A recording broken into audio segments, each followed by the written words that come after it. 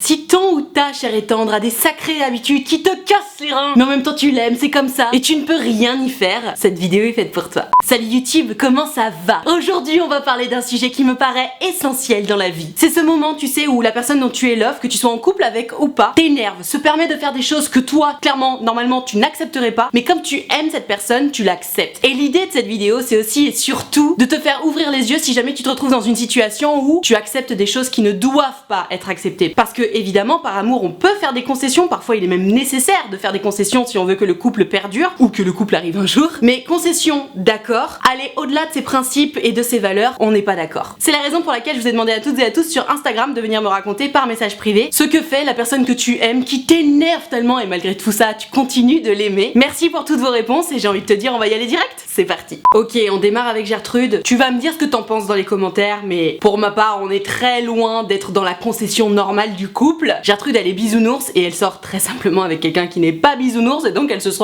complètement démunie. Et comme je te comprends pour l'avoir vécu, ce n'est pas facile, je te lis son histoire. Hello Nat, j'espère que tu vas bien. Ça va très bien, merci. Et toi-même, ma Gertrude? Ça fait bientôt 1 mois et demi que je suis avec mon copain et le problème c'est que je suis un bisounours.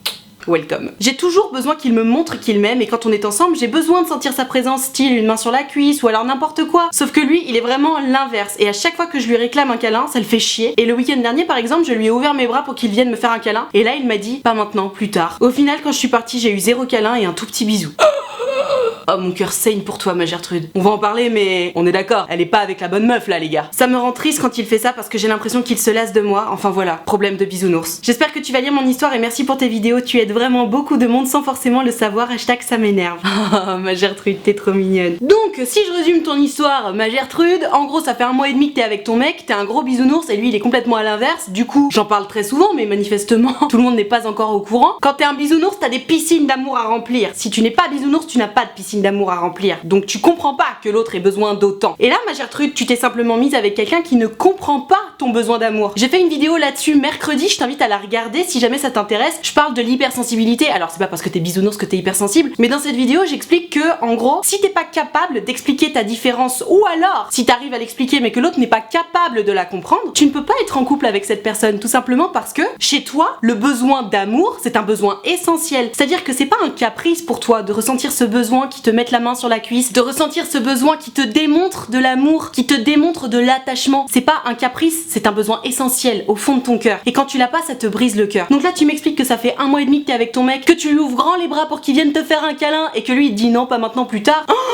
Mais alors là, je vais te dire une bonne chose, ma Gertrude, hein. Bisounours ou pas, pour moi, c'est un comportement absolument inacceptable. Toi qui regardes cette vidéo, hésite pas à dire à Gertrude ce que t'en penses, mais pour moi, c'est ultra inacceptable, hein. Et vraiment, bisounours ou pas, je suis ton mec ou ta meuf, je te démontre de l'affection, de l'amour, et toi, tu me mets déjà un stop. En plus, tu me dis pas maintenant, plus tard, et en plus, tu me le fais même pas, mon câlin, mais c'est rédhibitoire, direct. Ce mec, il veut même pas être en couple, en fait. Parce que je suis désolée, mais quand t'es en couple, l'idée, c'est quand même d'être un minimum mignon et gentil avec la personne. Et honnêtement, même si sur le moment, t'avais pas particulièrement prévu de faire un câlin, ton mec ou ta meuf t'ouvre grand les bras, t'y vas, tu vois. C'est jamais censé être un sacrifice que d'aller faire un câlin à ton mec ou à ta meuf. Et si parallèlement tu te retrouves en couple mais que t'as pas du tout envie d'aller faire un câlin à ton mec ou à ta meuf quand il t'ouvre grand les bras, c'est qu'il y a un problème, c'est que vous n'êtes pas bien ensemble. Donc là, ma Gertrude, tu m'étonnes que ça t'énerve ce qui te fait, mais moi ce qui m'énerve et au-delà de ça me chagrine pour toi, c'est que t'as pas compris, ma belle. T'es pas avec la bonne personne. Tu vas souffrir là-dessus. Qu'est-ce qui va se passer dans ce couple? Tu vas vivre sur tes réserves d'amour pendant quoi? Quelques mois, peut-être même quelques années, ce que je te souhaite surtout pas, jusqu'au moment où tu vas être complètement desséché parce que ta piscine, c'est même pas qu'elle sera vide, si tu veux, c'est qu'elle sera craquelée par la sécheresse, tu vois. Tu vas devenir amère, tu vas devenir méchante avec lui parce que tu lui en voudras d'avoir asséché tes réserves d'amour et ça va se terminer et tu vas être complètement vacciné du couple parce que tu te seras fait une très mauvaise idée du couple. Tout simplement parce que t'auras choisi la mauvaise personne. Ce mec-là, il te correspond pas, ma belle. Donc pose-toi les bonnes questions. Est-ce que t'es vraiment bien avec ce garçon? Honnêtement, je ne pense pas. Encore une fois, pour moi, c'est absolument inadmissible de se comporter de cette façon-là. Toi qui regardes cette vidéo, hésite pas à me dire ce que t'en penses, mais vraiment,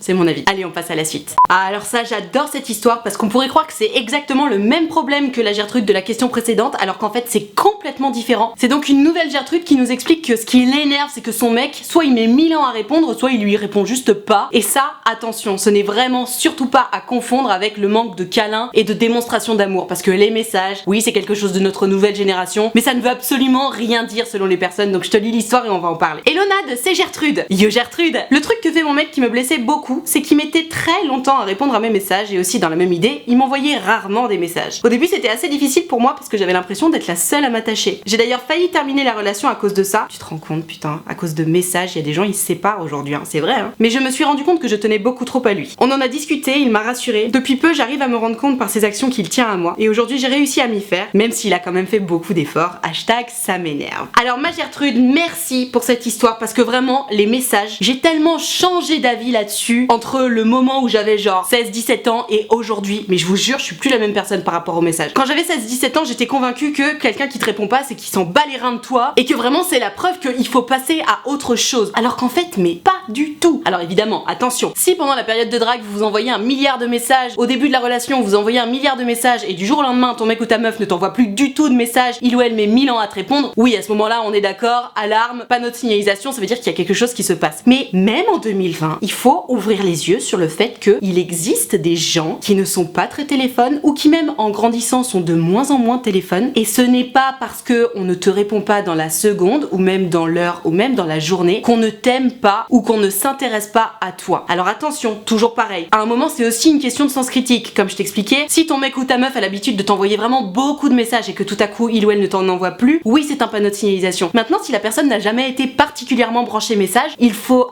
arrêter de se formaliser parce que l'autre ne nous envoie pas de messages. Les messages c'est merveilleux pour celles et ceux qui aiment ça, mais pour celles et ceux qui n'aiment pas ça ou qui ne comprennent pas le délire, c'est un piège. C'est un piège parce que on se retrouve face à des Gertrudes comme toi ma belle, qui pètent littéralement un plomb parce qu'on n'a pas répondu assez vite ou parce qu'on n'a pas répondu tout court, alors que toi tu sais, t'es bien dans ta relation, tu aimes l'autre, c'est juste que tu reçois le message, ça te fait plaisir et tu vois pas forcément la nécessité de répondre, et encore moins de répondre tout de suite, donc tu te dis ah ok ça me fait plaisir, tu ranges ton téléphone et tu continues de vivre ta vie. Et là ma Gertrude, quand tu m'expliques que t'as failli te séparer de ton mec parce qu'il t'envoyait pas assez de messages, je me dis oh mais dans quel monde on vit, c'est terrible. Et en même temps je me dis ça, mais j'ai été à ta place et je me suis séparée de certaines personnes parce qu'elles ne répondaient pas suffisamment vite aussi. Donc je te rassure, je ne te jette pas la pierre, je t'invite simplement à ouvrir les yeux sur le point auquel on met de l'importance sur les messages, alors que c'est pas les messages qui comptent, c'est la vie, c'est les actes. Alors oui ok, envoyer un message égale un acte, mais pour ma part, je préfère que mon mec m'envoie peu de messages, mais que déjà les messages soient qualitatifs, parce que honnêtement pour ma part, raconter ma life par message, je déteste, je préfère téléphoner. Mais quitte à recevoir peu de messages, j'aime autant avoir des messages quali qui me font vraiment plaisir, plutôt que de recevoir des messages entre les lignes duquel je capte qu'en gros le mec il s'est forcé à envoyer un message parce que sinon il sait que je vais péter un câble. Déjà premier point. Et ensuite deuxième point, j'aimerais vous raconter l'anecdote d'une copine à moi, parce que je pense qu'elle s'y prête vraiment. On était en 2e année de fac et elle commençait tout juste à sortir avec ce mec qu'elle connaissait depuis des années. On savait que l'un et l'autre étaient vraiment très intéressés l'un par l'autre, et donc elle part en week-end chez lui, bref il se pécho,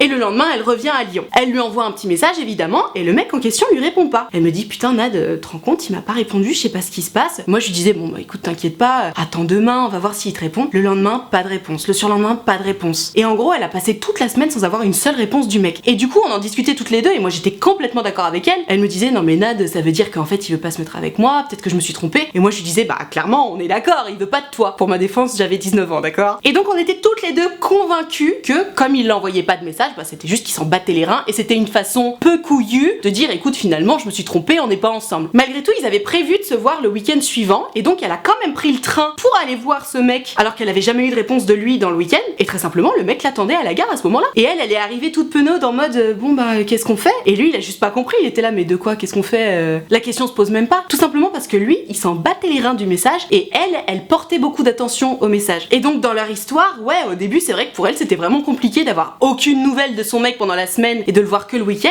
mais au final comme toi ma Gertrude, ils ont trouvé leur équilibre, et aujourd'hui pour la petite histoire, 10 ans tout pile plus tard, ils sont mariés et ils attendent un enfant. Donc autant te dire que les messages vraiment, contrairement à l'affection qu'on peut donner en physique avec les câlins, les bisous, les mains sur la cuisse, etc., les messages ça ne compte pas. C'est juste une amélioration de la technologie, et ce n'est pas parce que quelqu'un ne répond pas à ton message qu'il faut faire la gueule. On peut en discuter, on peut se faire rassurer par l'autre, mais exiger des messages de l'autre, c'est pas forcément une bonne chose. Maintenant bien entendu, si c'est important pour toi de recevoir au moins un petit message dans la journée, l'autre peut aussi faire un effort, des concessions, on en parlait. Mais forcer l'autre à t'envoyer 50 messages dans la journée, je pense que ça n'a pas de sens. À réfléchir, chacun doit trouver son équilibre de toute façon, mais voilà, au moins tu connais cette anecdote qui pour moi est lourde de sens, et on passe à la suite. Oh là là, on est dans une histoire où Alphonse, je sais pas s'il se fait prendre pour une truffe ou pas, tu vas me dire ce que t'en penses, mais moi moi je suis pas ultra sereine pour lui. Salut Nad, c'est Alphonse. Yo Alphonse. Alors très simplement, mon crush reste avec son mec alors qu'elle est dans une relation toxique. Ouais. Tiens, une petite alarme incendie dans mon hôtel. Dois-je sortir? Elle m'a dit qu'elle attendait que son gars la quitte pour éviter tous les problèmes pour qu'ensuite elle se mette avec moi. Hashtag ça m'énerve. Ah non mais je suis désolée Alphonse, mais pour moi, ta crush là, on va l'appeler Germaine, elle te prend pour une truffe. Non mais soyons honnêtes, il y a un moment, soi-disant la nana, elle est dans une relation toxique, elle attend de se faire quitter pour surtout éviter les excuses. Alors attention, je comprends. Les relations toxiques c'est très particulier, j'en ai fait plusieurs vidéos d'ailleurs, et s'extirper d'une relation toxique, ça prend du temps. Toujours est-il que, Alphonse, moi dans ces histoires là, je dis toujours warning, attention, panneau de signalisation, parce que de toute façon, attendre quelqu'un qui est encore en couple pour ensuite se mettre avec,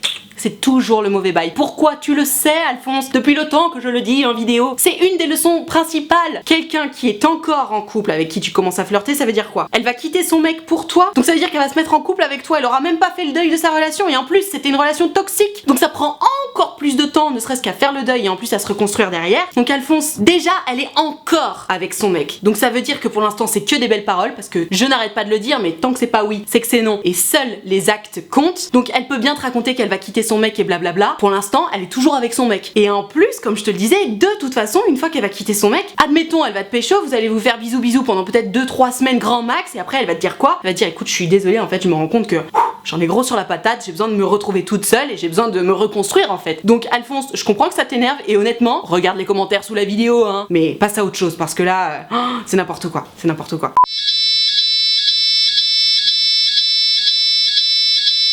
Ah là là, l'histoire de cette Gertrude, je trouve qu'elle met vraiment en lumière le fait qu'il y a des choses qui peuvent énerver certaines personnes et du coup le couple peut littéralement pas avoir lieu, et chez certaines autres personnes genre bah non c'est normal, tout va bien. Par exemple Gertrude, son mec il est ultra proche d'une autre meuf et franchement ça la rend folle, et lui il voit vraiment pas où est le mal. Oh comme je connais cette situation, je te la lis. Coucou Nad, je suis en couple depuis maintenant 1 an et demi, j'ai 20 ans et lui 27, mais la différence d'âge n'est pas du tout un souci vu qu'on a tous les deux le même rythme de vie, on est étudiants. Ok, jusque là tout va bien. Depuis le début de notre relation, j'ai remarqué qu'il plaisait beaucoup aux femmes. Il est beau, drôle, charismatique, mais surtout très gentil, et il n'hésite pas à aider les gens quand ils en ont besoin. Entre parenthèses, il a le syndrome du sauveur. Et tu vas voir, c'est là le souci en fait, c'est ce fameux syndrome du sauveur. Et du coup, à cause de ce syndrome, j'ai souvent l'impression de passer après. Je n'ai pas toujours l'attention que j'aimerais. Depuis sa rentrée par exemple, il a rencontré une nouvelle fille avec qui il s'entend très bien, ils s'entendent tellement bien qu'ils passent vraiment beaucoup de temps ensemble, ils parlent par message littéralement toutes les 10 minutes. Il était déjà accro à son téléphone avant et il parle à beaucoup de monde, mais avec cette fille vraiment c'est pire.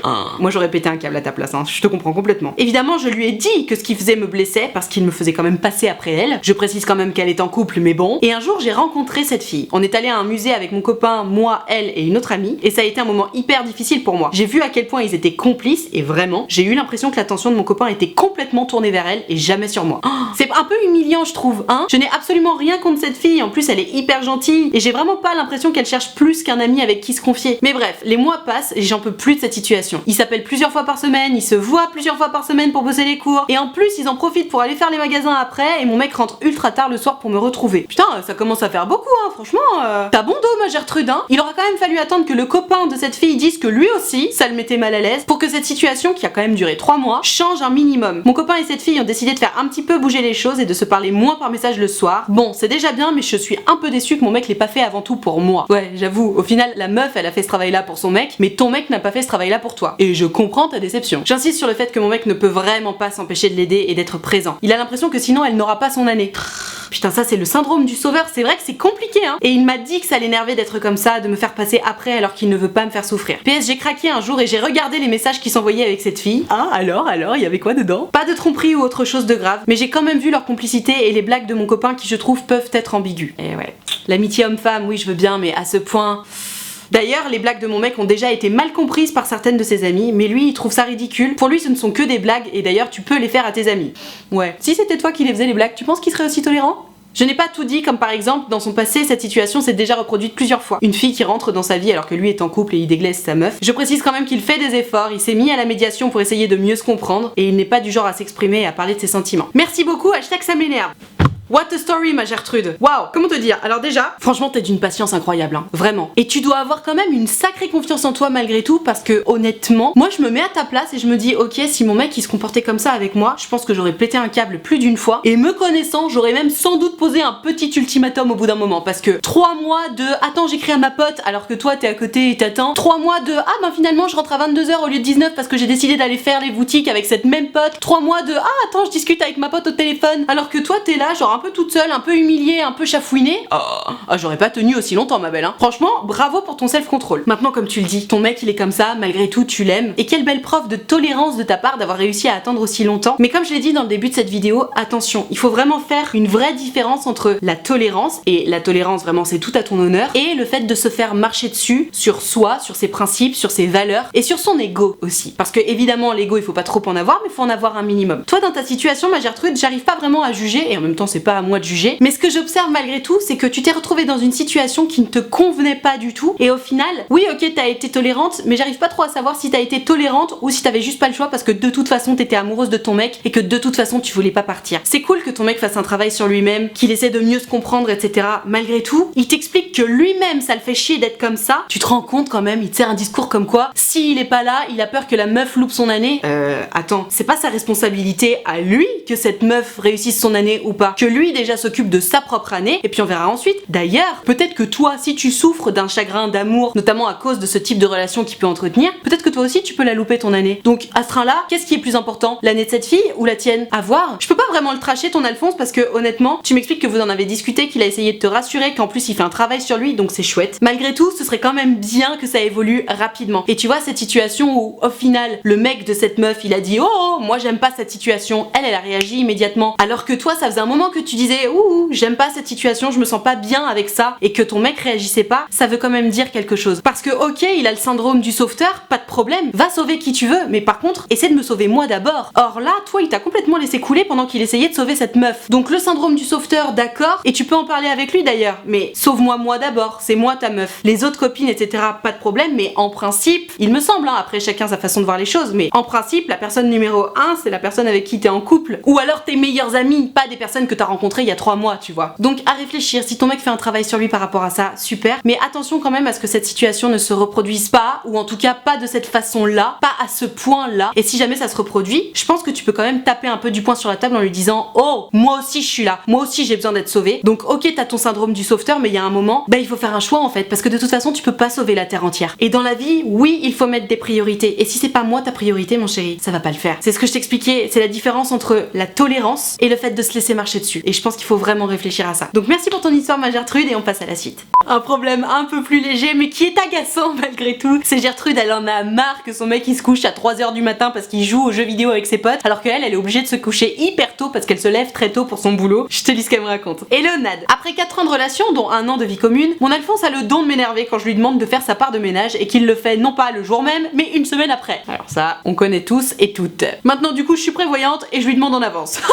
T'as bien raison. À côté de ça, il y a quand même une chose plus importante qui m'énerve. Il passe souvent ses soirées à jouer aux jeux vidéo avec ses potes alors que je me couche déjà seule 5 jours par semaine. Il sait que j'aime pas ça et il essaie de faire des efforts, mais c'est vrai qu'on n'a pas le même rythme de vie. Moi je me couche à 21h parce que je me lève à 4h30 le matin, et lui il fait plutôt 1h du matin, 9h. Quand on en parle, il essaie de faire des efforts de 3 semaines mais ça revient toujours. On s'aime, je l'aime, mais hashtag ça m'énerve.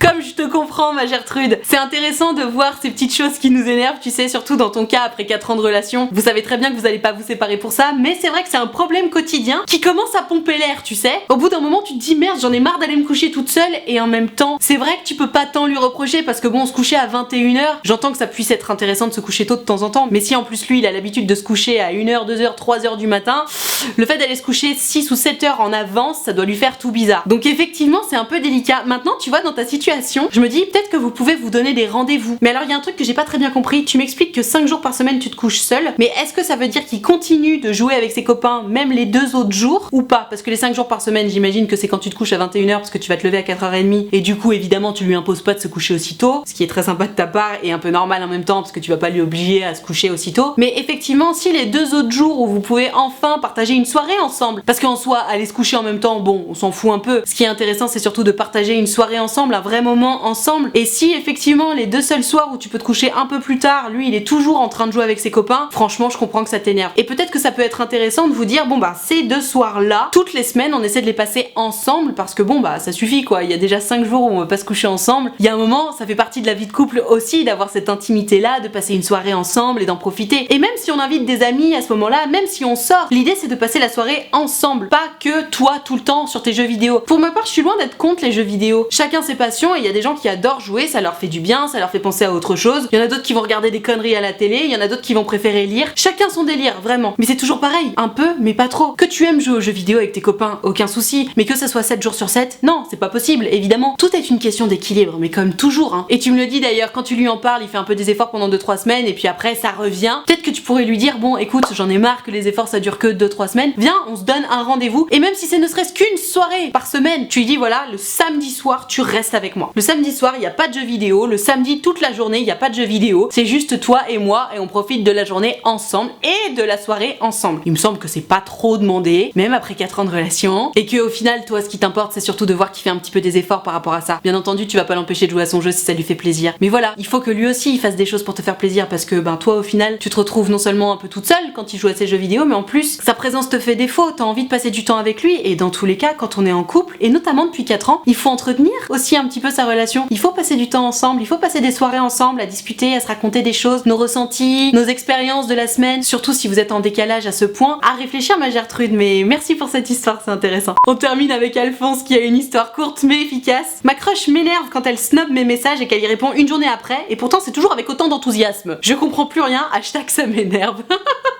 Ouais, je te comprends, mais c'est un peu ce que je disais tout à l'heure, tu sais Alphonse, il faut arrêter d'exiger que les gens nous répondent immédiatement par message, et que ce soit ton crush ou pas, c'est pas parce que la personne te répond pas immédiatement qu'elle n'est pas intéressée. Et effectivement, pour la plupart des gens, si c'est ton crush qui t'écrit, ouais, tu vas avoir envie de répondre tout de suite et tu vas avoir envie d'engager la conversation. Mais il y a aussi des gens, encore une fois, qui ne sont pas branchés message et qui vont voir ton message et qui vont se dire ah bon ok, je vais prendre le temps de bien y répondre mais pas tout de suite parce que là j'ai pas le temps. Il faut se rendre compte que chacun est différent par rapport à ça, et vraiment les messages c'est le poison de notre société, le téléphone portable en fait, vraiment. Je sais pas ce que t'en penses toi qui regardes cette vidéo, mais je sais que quand j'étais plus jeune je ressentais pas ça, mais moi quand j'ai mon téléphone, par exemple admettons je passe un bon moment dans la vie, mon téléphone limite j'ai envie de le mettre en mode avion, parce que tu sais quand on t'appelle maintenant, c'est comme si t'étais obligé de répondre. Si tu vois l'appel et que tu décides de ne pas répondre parce que je sais pas, t'es occupé, parce que t'as juste pas envie de parler à ce moment-là, c'est comme si c'était une trahison. Genre ah pourquoi tu m'as pas répondu, ah pourquoi tu m'as pas rappelé. Mais parce qu'en fait c'est un droit de répondre et de décrocher, c'est pas une obligation, et c'est un droit de te rappeler mais c'est pas une obligation non plus. Vraiment il faut se rendre compte de ça les gars, parce qu'on oublie complètement ce petit détail et du coup on en arrive à s'engueuler avec des gens, on est en froid avec des gens parce que l'un n'a pas rappelé l'autre ou l'autre n'a pas répondu à l'un. Oh quel enfer,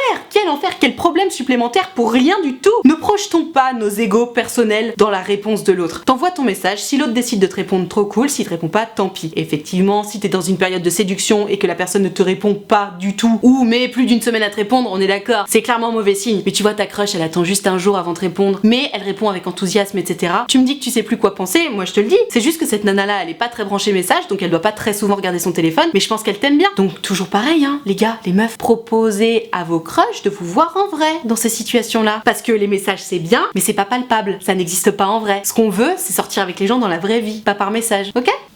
Voilà, je vais m'arrêter là pour cette vidéo sur ça m'énerve mais je l'aime. J'espère que tu as aimé cette vidéo, moi j'ai beaucoup aimé la tourner. Si c'est le cas, mets-moi un pouce bleu s'il te plaît, ça me fera trop plaisir et puis ça me permettra de savoir que tu aimes mon travail. Tu peux aussi partager cette vidéo. Si t'as envie, tu peux t'abonner à cette chaîne YouTube, c'est complètement gratuit et ça prend moins d'une seconde, tu cliques juste sur le bouton s'abonner. Si t'as envie d'avoir une notification quand je sors des vidéos, tu cliques sur la cloche, et si t'aimes pas les notifications, tu ne cliques pas sur la cloche, mais tu cliques quand même sur s'abonner parce que c'est important. Et alors si comme toutes les Gertrude et les Alphonse de cette vidéo, tu veux pouvoir participer aux prochaines vidéos, c'est sur Instagram que ça se passe. Donc tu n'as qu'à venir me suivre parce que c'est dans mes stories que je précise quelle vidéo je suis en train de préparer et c'est à ce moment là qu'il faut venir me raconter ton histoire par message privé. Donc je t'attends dès à présent sur Instagram. Et alors si t'es pas très branché Instagram mais que t'as quand même envie de me raconter ton histoire et qu'on en discute toi et moi en direct, figure-toi que c'est possible. J'ai créé un site internet qui s'appelle utilefutile.fr sur lequel tu peux prendre rendez-vous avec moi. Tu peux choisir de prendre un rendez-vous de 20 minutes ou de 45 minutes selon si ton histoire est longue ou pas, selon si t'as besoin de poser beaucoup de questions ou pas, et puis selon si t'as envie de beaucoup en parler ou pas. Et tu peux choisir de me raconter tout ça à l'écrit, au téléphone téléphone ou en visio, selon ce qui te met le plus à l'aise. Je pense que c'est vraiment important de choisir un mode de communication qui te met à l'aise. Dans tous les cas, si t'as envie de prendre rendez-vous mais que t'oses pas, que t'as peur de me déranger ou que sais-je, vraiment ne t'inquiète pas, ça va bien se passer, tu ne me déranges pas, c'est toujours un plaisir pour moi de vous avoir en rendez-vous. Donc surtout, n'hésite pas, utilefutile.fr, le lien est dans la barre de description. Je te rappelle également que l'option de souscription payante à ma chaîne YouTube est activée, ce sont les abonnés de Diamant, ils sont là pour me soutenir, c'est la raison pour laquelle il y a une cotisation de 5 € par mois, ou plus d'ailleurs si tu veux et que tu peux, pas de problème. Et moi pour les remercier de tout ce soutien, je leur ai créé un groupe Facebook dans lequel on discute tous ensemble, je leur fais des lives Facebook exclusifs rien que pour eux 3 fois par semaine, et tu l'auras compris, ils sont tous très gentils, très bienveillants, très accueillants. Donc si t'as envie de venir les rejoindre mais que t'as peur ou que sais-je, vraiment n'aie pas peur, tu seras forcément bien accueilli puisque c'est la règle d'or des abonnés de Diamant. Tout ceci étant dit, merci infiniment d'avoir suivi cette vidéo en entier, et moi en attendant la prochaine vidéo, je te fais des très gros bisous.